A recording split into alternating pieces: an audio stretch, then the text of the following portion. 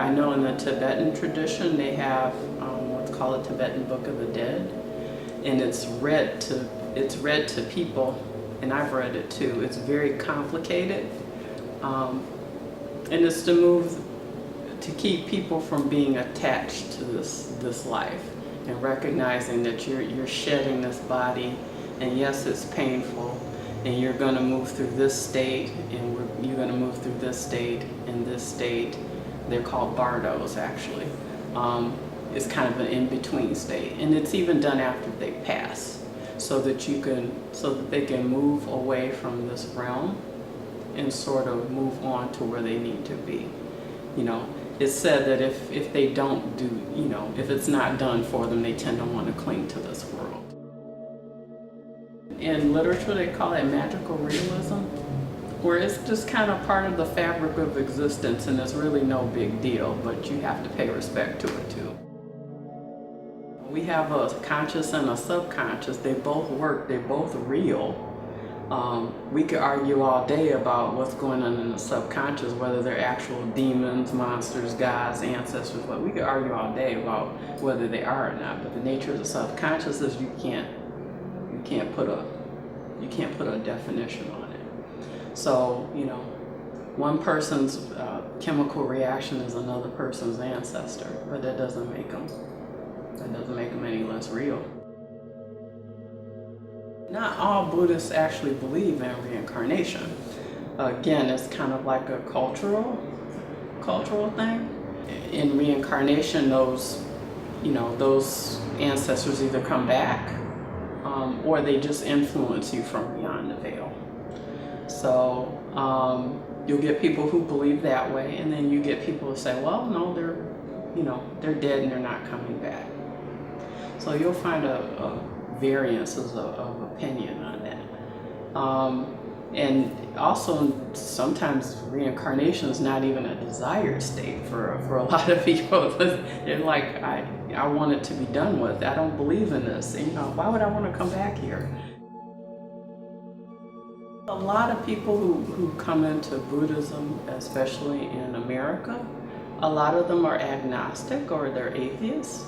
So they're real uncomfortable with talking about that, or they don't embrace that part of it at all. That's something they just leave off to the side. The big answer to it is just, we don't know. Don't know. But if you ask the black side of it, the Black Baptist Seventh-day Adventist side of me,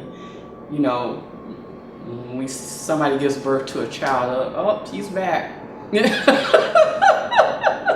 So, I'm very careful to hear where there are people who are deeply agnostic and opposed to any type of organized religion except for this one, to not kind of mash those two together here. I know. But, for me personally, I've seen it in action.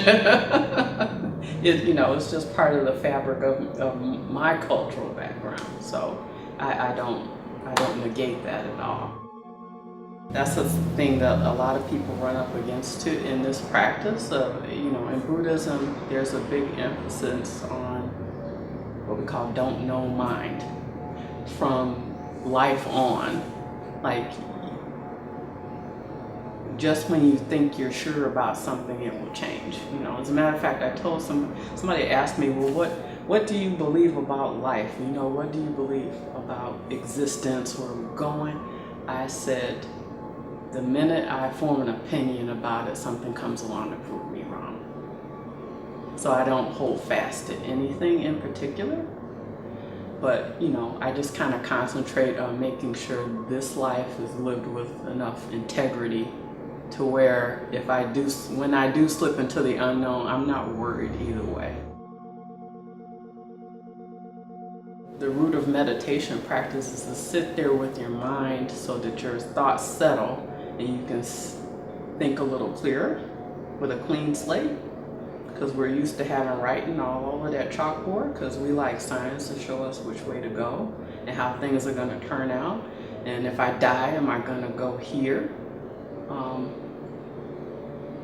How about being surprised for once? Just kind of relax so that you can just relax into that unknown, because it's all unknown. When death is imminent, that shakes everybody to their core, because yeah, I'm about to enter a phase where, life as a human is about to end. I'm not going to have 2 eyes, a nose, a mouth. I'm not going to be able to touch, whatever this state is, I can't define it. So what happened to everything I learned up until this point? You might have to let it go. It makes me live life with a lot more awareness, from the little stuff to the small stuff. Because from the things that you do, you never know what kind of ripple effect they have. So, especially in this practice, it's emphasized that you pay attention to everything that comes out of your mouth, everything that goes in your mouth and your eyes and ears, all of that, because it has ripple effects. You never know what the smallest deed could trigger. So at the same time, knowing a lot of things you can't control, but what you can control, you can make better choices, make good choices, so that even if everything turns out not as you expected in the end, at least I can rest in knowing that whatever I did it with my full awareness and my full integrity. And it also makes me not sweat the small stuff. Absolutely. Petty arguments, bad television, people cutting you off in traffic. We're all on the Titanic. We're just fighting on the window seats. So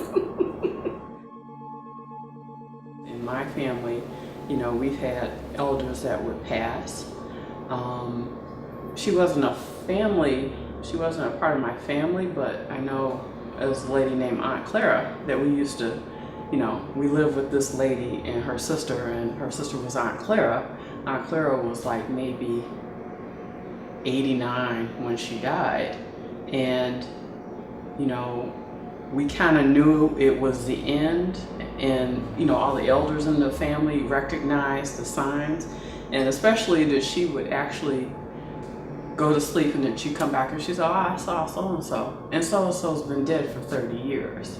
And then she'd go to sleep, and then the next day, oh, I saw Uncle so-and-so. We're like, the younger kids didn't understand, but we kind of like, yeah, we need to get everything prepped, because yeah, this is it. I just kind of sat down on her bed and kissed her as I kind of watched.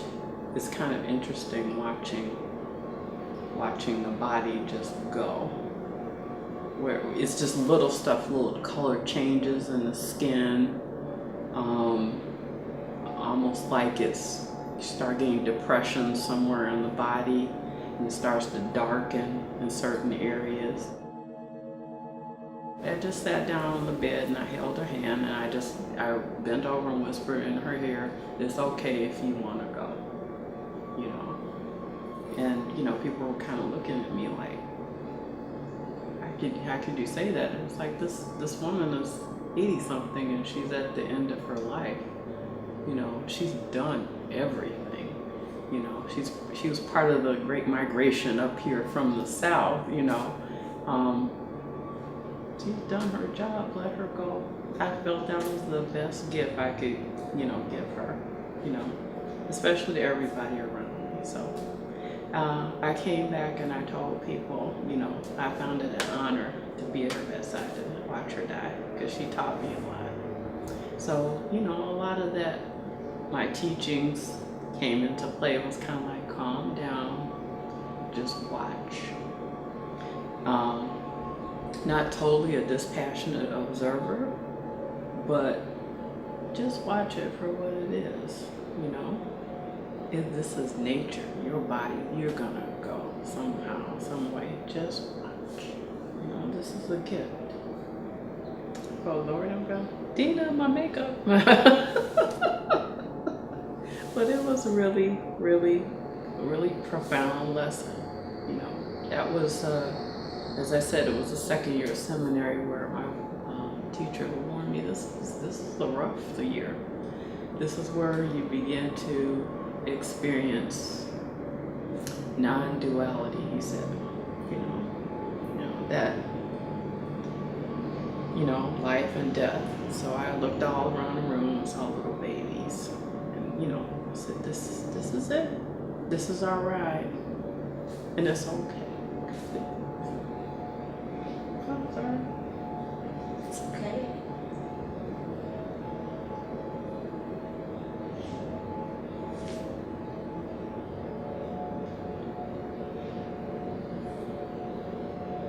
I got a funny Zen story though.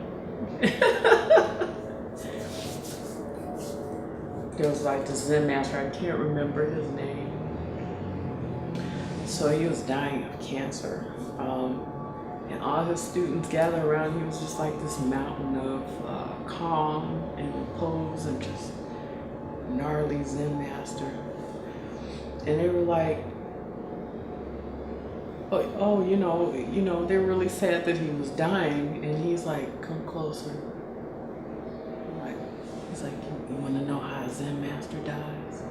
And they have all in their head that he's just gonna pass away in the lotus position.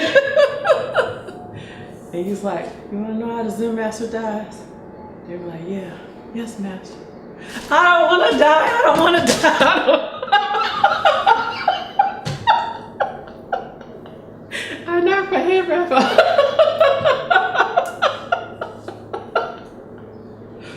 Like, this is the truth of dying. No matter how much you practice and pray, you're still gonna go. And it's not pleasant. And it's okay.